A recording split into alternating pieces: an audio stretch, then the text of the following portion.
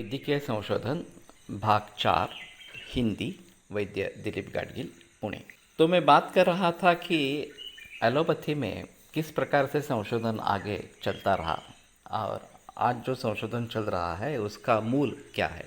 वास्तव में ये माइक्रोस्कोप की खोज हो या फिर ये सूक्ष्म जंतुओं की खोज हो उसके जरिए, या फिर उससे रोग होते हैं ये खोज हो, या फिर पेनिसिलिन के जरिए एक एंटीबायोटिक्स की खोज हो, ये सब जो प्रयास साइंटिस्ट ने किए हैं वो बिल्कुल सराहनीय है, उसमें संदेह की बात नहीं है। उन्होंने पूरी लगन से ये सब काम किया और इसीलिए एलोपैथी में ये इस प्रकार की सिस्टम एस्टेब्लिश हो गई।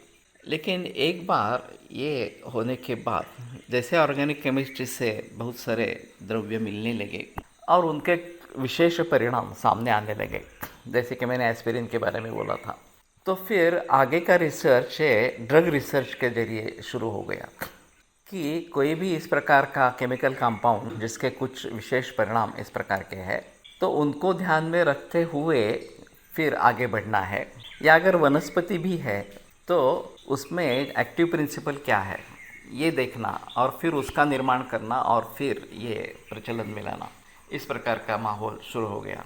लखनऊ में CDRI central drug research institute करके एक बड़ी गवर्नमेंट की संस्था है, उसमें काफ़ी रिसर्च इसके बारे में चलता रहा है कि कोई भी वनस्पति से अगर खास परिणाम कुछ मिलते हैं तो उसमें एक्टिव प्रिंसिपल क्या है ये ढूंढना और फिर उसको प्रचलन में लाना। जैसे सर्पगंधा वनस्पति ब्लड प्रेशर के लिए प्रचलन में लाई गई और फिर उसमें से एक्सट्रैक्ट निकालना वगैरह ये बातें शुरू हो गई। अभी कर्क्यूमिन की भी बात चल रही है कि हल्दी का कैंसर में उपयोग अच्छा है, तो कर्क्यूमिन उसमें जो एक्टिव प्रिंसिपल है उसको निकाल के फिर उसको मार्केट करना, ये बात शुरू हुई।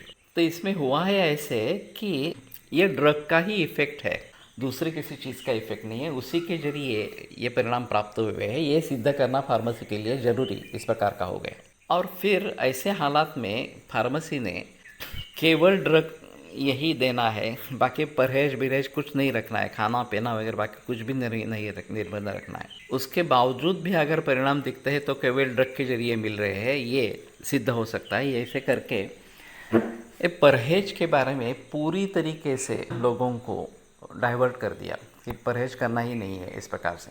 और फिर एक बार ड्रग सिद्ध हो गया तो फिर उसका पेटेंट लेना, उसका मार्केटिंग करना और उससे से पैसे कमाना ये शुरू हो गया और ये सिलसिला आज भी उसी प्रकार से चालू है।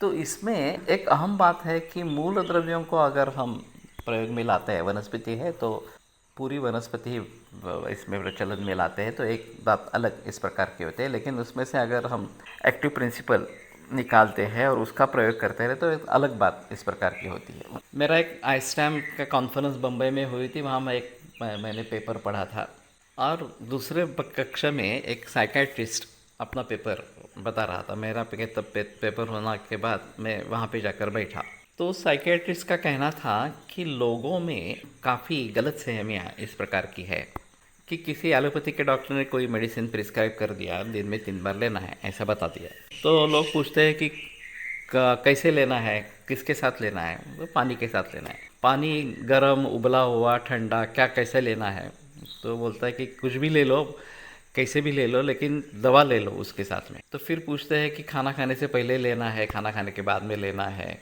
रात में लेना है वगैरह वगैरह। तो वो डॉक्टर तंग आता है कि अरे क्या पूछ रहे हो, सभी जो परिणाम है वो केवल ड्रग का ही परिणाम है, तो ये बाकी सभी बातें फिजूल है, उसका कुछ संबंध नहीं है।